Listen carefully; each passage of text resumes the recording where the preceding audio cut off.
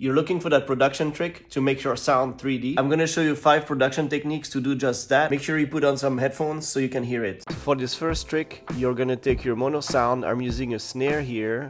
You're gonna duplicate it. You're gonna pan one hard left and one hard right. And you're gonna physically move the timing of one of them. In this case, it's nudged by 10 milliseconds.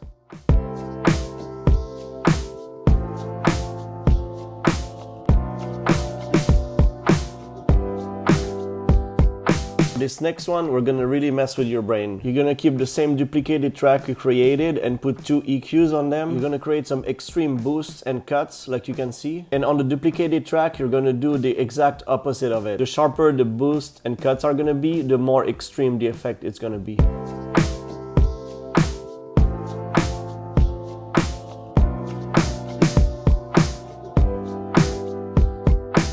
For the next one, you're gonna use a Doppler effect. The Doppler effect simulates how the sound changes in pitch and in tone where it's moving at different speeds. So this one can be pretty fun to play with.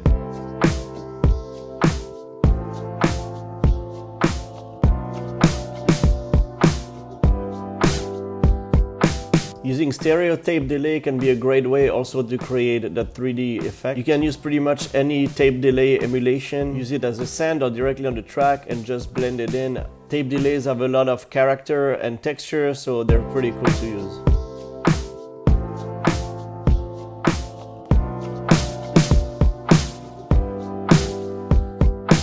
Last one is one of my favorite one, where you're gonna use 2 different reverbs, pan one hard left and pan the other one hard right. The more different the reverb you're gonna choose and the length you're gonna choose, the more impactful the effect is gonna be.